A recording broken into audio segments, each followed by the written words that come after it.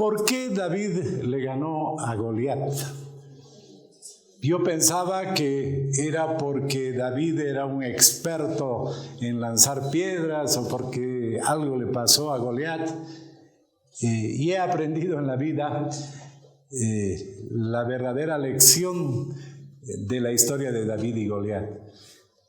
David le ganó porque tenía convicción, porque iba a defender su familia, su pueblo, su futuro, su vida. En cambio, para Goliat era una batalla más, había ganado tantas, entonces era una más que tenía que enfrentar. Y bueno, con ese hondazo que le tira con convicción, no lo mata. Lo hace caer y con su propia espada le corta su cabeza. Bueno, para mí creo que el factor más importante para el éxito está relacionado con ese aspecto, la convicción. Si uno tiene convicción, puede ganar y puede lograr cosas tan increíbles como que el pequeño David le ganó al gigante Goliat. Podemos ver ejemplos actuales. Ustedes saben que Rusia tiene una economía que es 30 veces más grande que la de Ucrania. Rusia tiene 100 millones de habitantes más que Ucrania. Ucrania tiene 43 millones y Rusia 140 y... En fin, el territorio de Ucrania es muy pequeño, es como el departamento de Santa Cruz, y Rusia es el país más grande del mundo, que tiene más extensión. Pero Putin pensaba que iba a ganar en un mes, en 2 meses, ¿no es verdad? Y está 2 años y ha sorprendido al mundo Ucrania en hacerle frente a Rusia, y Rusia no le puede ganar. Y lo hace tambalear a Putin. ¿Por qué? Porque los ucranianos están peleando por su territorio, por su casa, por su vida, por todo lo que tienen. En cambio, para los rusos es una batalla más. Bueno, yo quiero contarles cómo recibí la inspiración en mi vida de lo que es la convicción. Y esa inspiración yo la he recibido de mi padre. Mi padre era el hijo mayor de una familia de clase media. Su padre, mi abuelo, era un abogado de Sucre. Vivían en la ciudad de Oruro. Y bueno, cuando se declara la guerra del Chaco, en los años 30, 32, bueno, mi abuelo se alista, va a la guerra del Chaco. Y bueno, todos sabemos la historia, lo complicado que fue esa guerra. Mi abuelo, el año 35, cuando termina la guerra, vuelve vivo, pero muy, muy enfermo. Y resulta que después de unas semanas de volver, fallece. Mi papá tenía 14 años. 14 años estudiaba en el Colegio Bolívar de Oruro y bueno, tiene que dejar el colegio para ayudar a su madre. Y empieza a buscar un trabajo. ¿Qué trabajo podía conseguir un joven de 14 años que ni siquiera era bachiller el año 35 en Oruro? Busca, y el único trabajo que encuentra es de boletero de un cine en la ciudad de Oruro, un cine que todavía hay en la Plaza 10 de Febrero, el cine Palais Concert. Bueno, mi padre entra y era la persona que recibía los boletos de la gente que iba al cine. Y trabajó muchos años ahí, trabajó 7, 8 años de boletero. Pero claro, él tenía unas ganas de mejorar, de progresar, de tener éxito, y le había tocado en la vida que ni siquiera pudo terminar el colegio por la muerte de su padre. Entonces dice que el año 43 se entera de que en una empresa muy importante, tal vez la más importante de Bolivia en ese momento, estaban buscando al ayudante del ayudante de contabilidad. En los años 40 mi padre me decía, por suerte no había ninguna clase de calculadora y necesitaban una persona que sepa sumar y que todos los días suben con sus lapicitos el libro mayor, el libro de ventas. Y mi padre era muy hábil, bueno con las matemáticas. Yo digo, en la onda de mi padre eran las matemáticas, la aritmética. Va, toma examen, lo reciben en esa empresa y tenía tal convicción tal deseo ganar mi padre que después de 20 años se convierte en el gerente general de la empresa en Oruro. Él entró a trabajar del último empleado en Oruro. A los 20 años se convierte en el gerente general. No se queda ahí, sigue avanzando. En esa época Oruro era la ciudad más importante después de La Paz por la minería. Y como lo hace muy bien, lo traen a La Paz y lo nombran gerente nacional financiero de ese grupo económico. Y mi padre compensaba su falta de formación universitaria con sus números, con su memoria. Y él me contaba y me decía, era un conglomerado económico con 6 empresas y se hacía un presupuesto consolidado. Mi padre tenía en su cabeza el presupuesto con todas las cifras. Y dice que en la empresa ya habían algunos jóvenes que habían estudiado, había un gerente que había estudiado en MIT, otro en alguna otra universidad muy buena de Estados Unidos. Presentaban sus presupuestos y mi padre miraba y decía, perdón, eso no está bien. ¿Cómo que no va a estar bien? ¿Por qué? Revisaban y efectivamente el presupuesto no estaba bien. Y bueno, mi padre sigue trabajando, sigue creciendo y resulta que en los años, fines de los años 60, el gobierno de Velasco Alvarado nacionaliza las empresas en el Perú. Lo mismo pasa con Allende en Chile. Y esta empresa, que era de unos americanos, les comunica y les dice, nos vamos a ir de Sudamérica y vamos a vender en Bolivia. Se reúnen los ejecutivos y preocupados para ver qué iban a hacer. Y mi padre viene con la idea y les dice, compremos nosotros. Y le dicen, caramba, Samuel, vos no tienes ni casa, vives en un lugar alquilado, ¿cómo vas a querer comprar la empresa? Y mi padre les dice, pues, a ver, un momentito, no tendremos dinero, no tenemos cash, pero tenemos un nombre. Vamos al Citibank y le preguntamos si nos presta dinero. Fueron al banco, explicaron el proyecto, estaban convencidos que si tenían para pagar el down payment, iban a generar utilidades de la empresa y lograr pagar la deuda.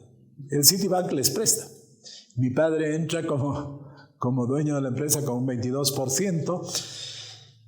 Viene la década de los años 70, gran crecimiento, crece mucho la empresa y al final de la década de los 70 había disparidades. Mi padre y yo y un señor Villegas, que ya eran mayores, eran más conservadores, no querían crecer. Y los jóvenes que habían estudiado en MIT y demás querían seguir creciendo, ya tenían banco, tenían varias otras empresas en Santa Cruz, en La Paz. Y deciden dividirse y empiezan a discutir y mi padre hace el razonamiento de decir, pucha, yo no sabía inglés mi padre, no tenía relación con los proveedores en el mundo.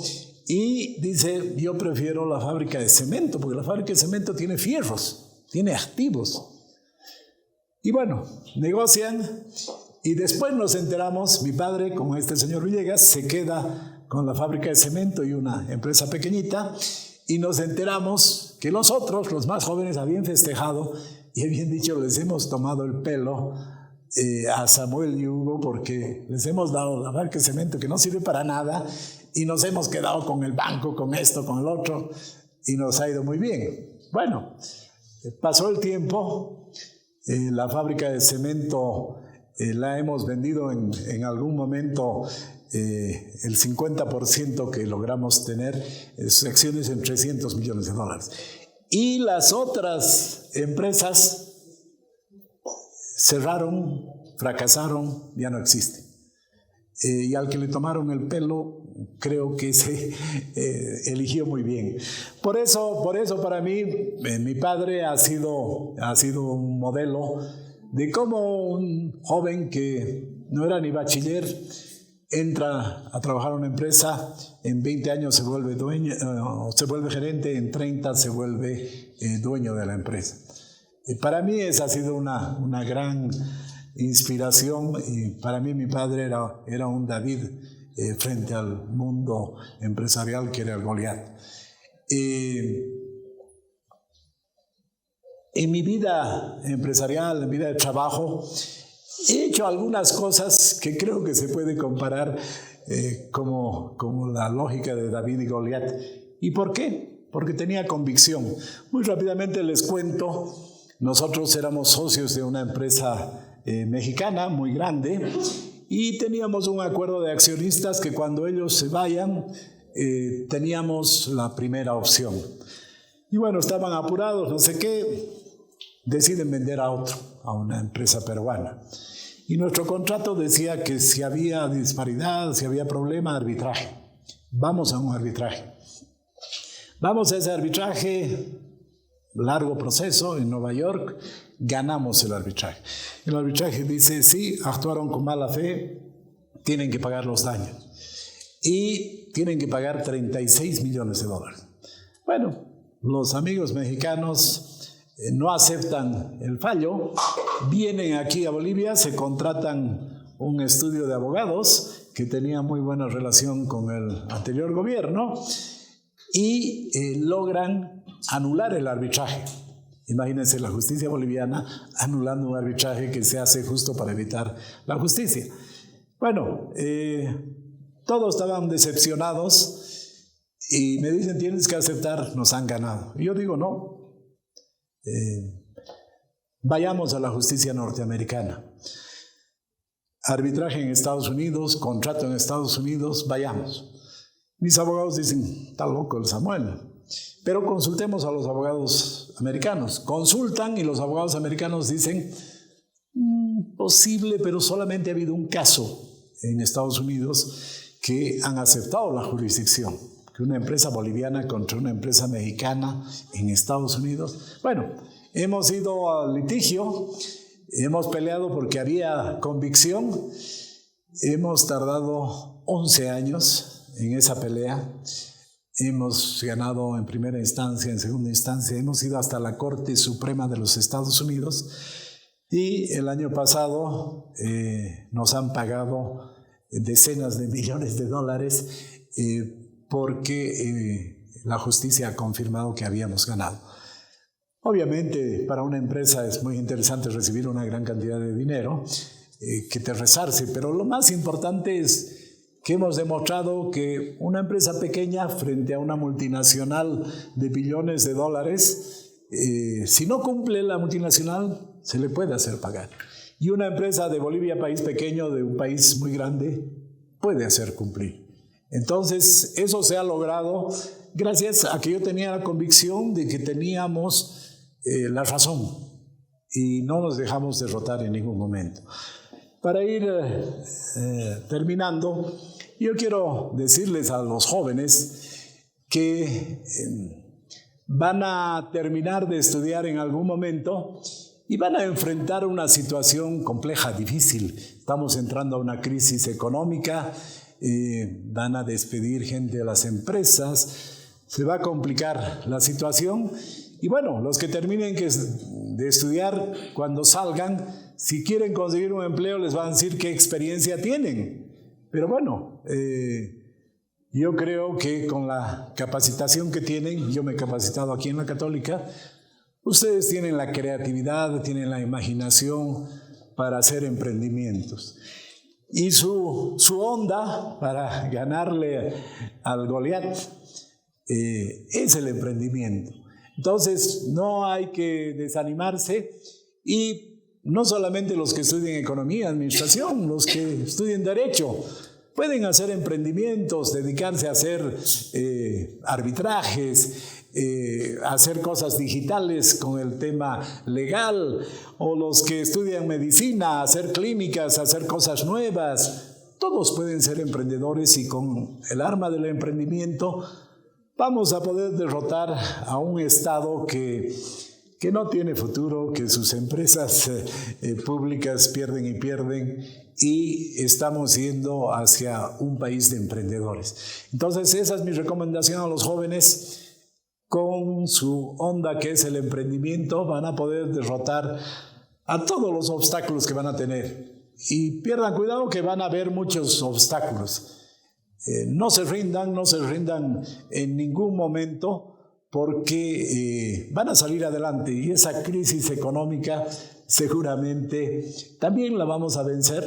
El país se va a dar cuenta que el camino que hemos seguido en los últimos 18 años no es el adecuado, y tendremos una nueva economía donde el emprendedor sea realmente el eje central del desarrollo económico en nuestro país. Entonces yo soy optimista de que eso va a pasar. Yo lo he experimentado a lo largo de mi vida, y estoy seguro de que ustedes también lo van a poder hacer, y no me va a extrañar de que de aquí a algunos años, con algunas canas más, voy a venirlos a escuchar a ustedes que van a contar sus experiencias exitosas. Soy Samuel Doria Medina y no me rindo nunca. Gracias.